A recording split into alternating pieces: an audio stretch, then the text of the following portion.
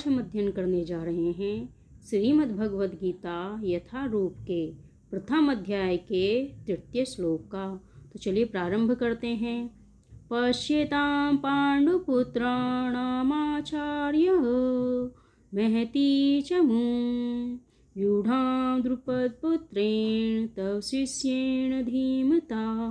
अर्थात, हे आचार्य, पांडुपुत्रों की विशाल सेना को देखें, जिसे आपके बुद्धिमान शिष्य द्रुपद के पुत्र ने इतने कौशल से व्यवस्थित किया है।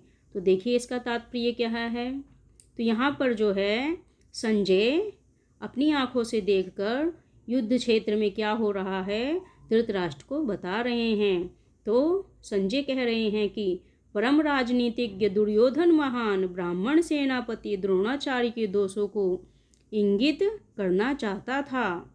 यानी कि दुर्योधन क्या करना चाहता था? द्रोणाचार्य के जो दोष हैं उनकी तरफ इशारा करना चाहता था।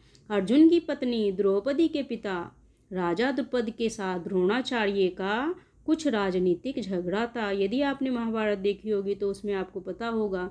तो जो राजा द्रुपद थे उनके साथ द्रोणाचार्य का आपसी झगड़ा था। इस झगड़े के फलस्वरूप द्रुपद ने एक महान यज्ञ संपन्न किया, जिससे उसे एक ऐसा पुत्र प्राप्त होने का वरदान मिला जो द्रोणाचार्य का वध कर सके। तो उनको क्या वरदान मिला कि वो जो उनका पुत्र था वो द्रोणाचार्य का वध करने में सक्षम था। द्रोणाचार्य इसे भली भांति जानता था, किंतु जब द्रुपद का पुत्र धृष्टद्युम्न युद्ध शिक्षा के लिए उसको सौंपा गया तो द्रोणाचार्य को उसे अपने सारे सैनिक रहस्य प्रदान करने में कोई झिझक नहीं हुई। अब धृष्टद्युम्न कुरुक्षेत्र की युद्ध भूमि में पांडवों का पक्ष ले रहा था और उसने द्रोणाचार्य से जो कला सीखी थी उसी के आधार पर उसने यह व्यूह रचना की थी। तो व्यूह रचना किसने की थी? धृष्टद्युम्न ने। और ये कला उसने किससे सीखी थी? द्रोणाचार्य से सीखी थी। तो दुर्योधन ने द्रोणाचार्य की इस दुर्बलता की ओर इंगित किया, जिससे वह युद्ध में सजग रहे और समझौता न करे।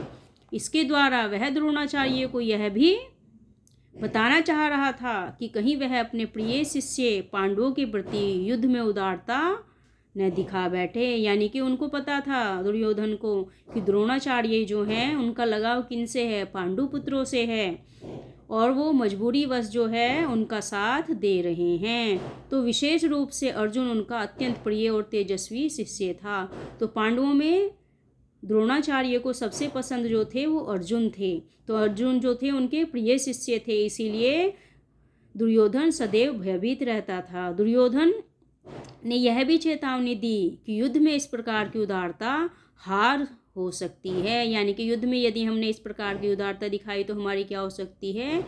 हार हो सकती है। तो इसलिए दुर्योधन क्या कहना चाहता था कि द्रोणाचार्य जो हैं वो किसका पक्ष ले रहे हैं? पांडवों का पक्ष ले रहे हैं।